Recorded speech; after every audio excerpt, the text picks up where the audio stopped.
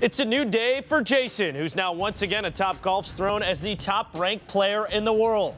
Is he now the prohibitive favorite heading into Augusta? Our experts will state their cases. We're a week away from the Masters. While Jordan Spieth knocked down to number 2, he's looking to don the green jacket for a second straight year. What will his mindset be like as he makes the drive down Magnolia Lane? We'll ask a past Masters champion.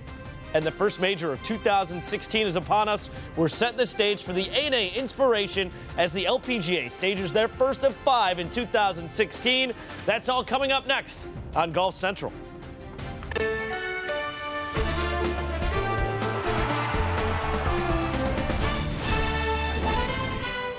Golf Central. Brought to you by Titleist. Thanks for joining us here tonight on Golf Central. I'm George Savaricas. We've got the first major of 2016 teeing off on Thursday with the LPGA's ANA Inspiration, and the week after, all eyes in the golf world will be focused on Augusta National for the Masters. But first, we start tonight by taking a look at the masterful performance Jason Day put together at the WGC Dell Match Play. And what a week it was for Mr. Day in Austin, Texas. We pick it up. He had a tricky start to the tournament on Wednesday, showing some discomfort with his back. He still managed, though, to get past Graham McDowell, 3-2 in the first round of group play. On Thursday, his back clearly had no issues. Very first hole against Thongchai Jaidee answers any concerns of this, if his back would be an issue going forward. A 370-yard drive as he would eagle the first hole and go a perfect 3-0 after taking care of Paul Casey, who had to concede his match on Friday. Let's fast forward to Sunday's semifinal, arguably the match of the week against Rory Mcilroy. This long par putt on the 18th closes out McIlroy 1-up, setting the stage for the championship match against Louis Oosthuizen. Both guys a perfect 6-0 going into the title affair, and it was all day in this one. On the 9th, his second shot to help him take a 3-up lead, and then Day took care of Oosthuizen on the 14th green.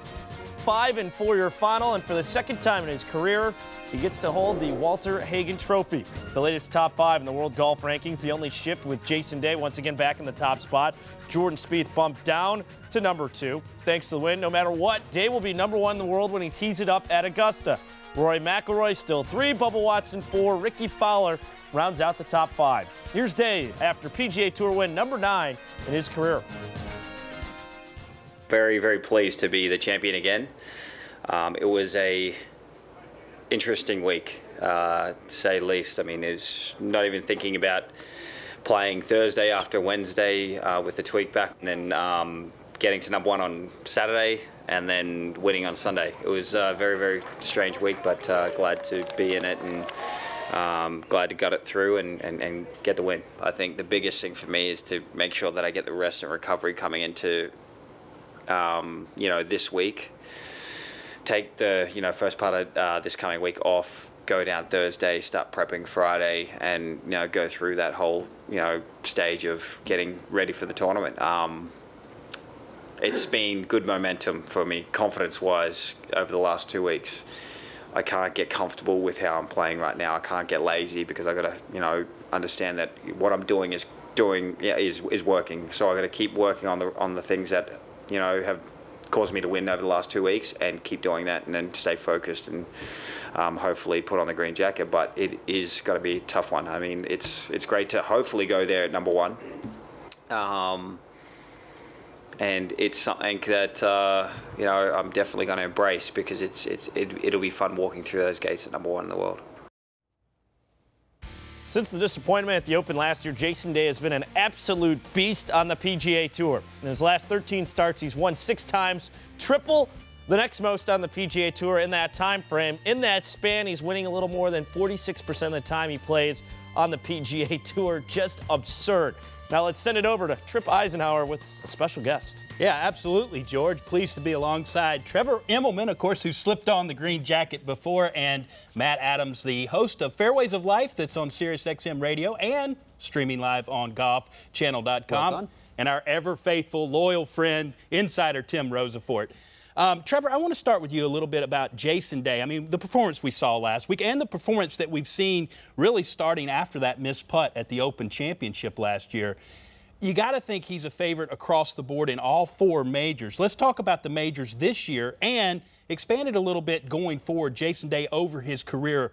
Well, how do you see him finishing up with a major total when it's all said and done? Well, for the last number of years, he really has played some tremendous golf and asserted himself as one of the best players out there. And, you know, toward the end of last year, really kind of came into his own, winning in Canada and winning the PGA, and really sort of kick-started things into the FedEx Cup.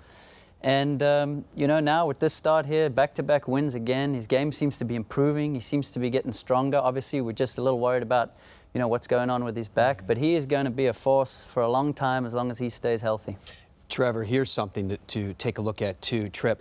When you think about the fact that there are 36 players on the PGA Tour right now that are hitting their drives in excess of 300 yards, there are only 2 players that are actually inside of the top 25. Markham actually inside of the top 10 in strokes gained putting. Ricky Fowler is number 9, and Rosie at number 4 is Jason Day. So when you look at Jason Day, I know the elixir is the long ball and the power that these guys generate, rightfully so, but his short game is actually much better than I think he actually gets credit for. Well, there's no question about it. He's got all the tools of Rory McIlroy and the holes that Rory McIlroy has, the short game and the putting. Jason fills that up. But another thing that Jason, I think, is very important, Tim, is this relationship with Colin Swatton over the years as a mentor, a caddy, a coach. I mean, talk a little bit about how important that's been to Jason and how important that'll be going forward. Well, from where he is right now, Tripp, going forward, talking to Call today when he just got back to his place after that win, the challenge for him as a coach and a caddy is to challenge Jason to become better from where he is at this point in time. And where he is right now, and one thing that they're pushing on, or they don't have to push on rather, is short game, like you were talking about, Matt. You know, he's always had a good short game, but the trips he made down to Florida in the middle of the Florida swing, to the Bears Club, to Tiger's Place, both the week of Honda and the week of Valspar. He came up to the Bay Hill tournament, and the first thing he said to Call was, man, you wouldn't believe how hard I've worked on my short game. And really what won these golf tournaments, we talk about the 390-yard drive, was his strokes gained against the field from around the green was 7th or best in both of those tournaments. In a sense, he won back-to-back, winning ugly. Yeah, no question about it. And Trevor, you know, the knock on Jason Day obviously was that at times he could be a little too conservative. We saw him like play the 3rd hole at Augusta. He would hit a 6-iron off the tee. He's got the firepower to get up around the green with the driver and with that short game to save him. He's not doing that anymore. Did you see anything in the change in his strategy and why he's being more aggressive? Well, I think he really believes that his driver is a weapon now. He knows he's one of the longest players out there. And he also knows that he's very accurate with it, even though it is a massive weapon. And like Rosie's touching on, I mean, his short game has gotten so good in the last 12 months.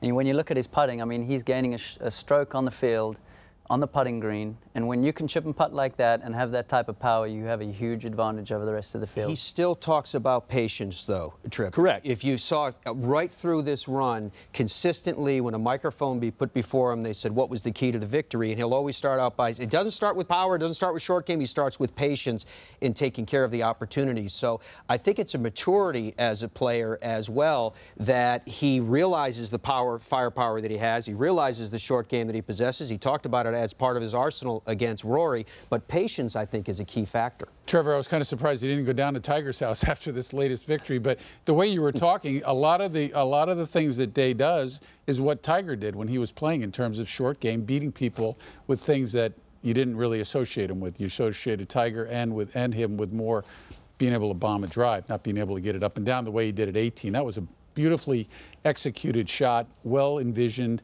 The imagination was fantastic, and the execution was just paralleled. Well, and the other thing too that we see the greats do. I mean, you mentioned Tiger Woods and his short game. I mean, in a stretch of 72-hole golf tournament, and then in this case he played 101 holes. You're going to have some stretches where you're not on. The short game's there to save you, and turning 72s and 3s into 70s, 71s, and even 69s. We saw Tiger Woods do it. We're seeing Jason Day do it with regularity, and it's going to be an interesting Masters without question. Cannot wait. Yeah, George, back to you.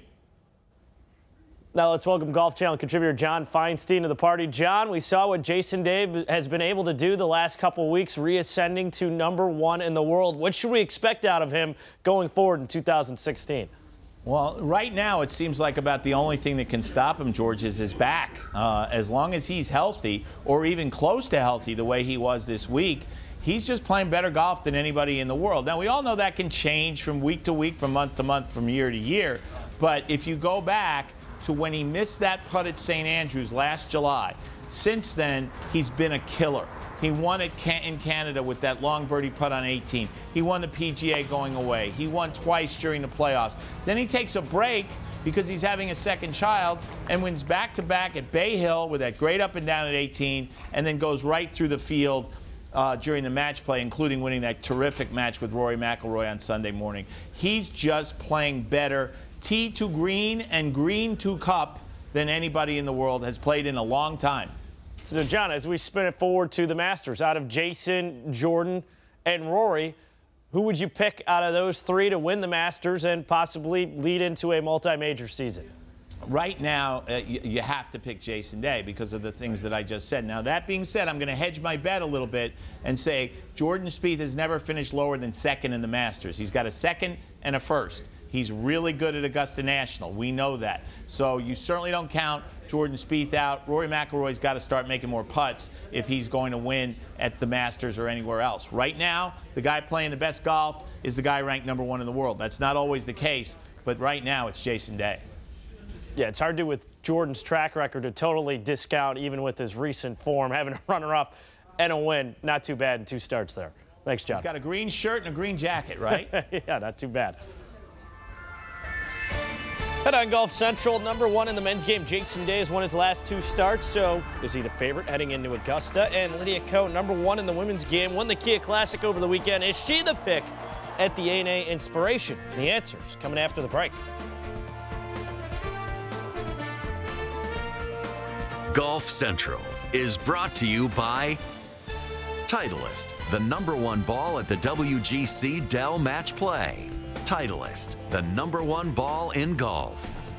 Shipsticks, the largest golf bag shipping company in the world, simplifying the way you travel.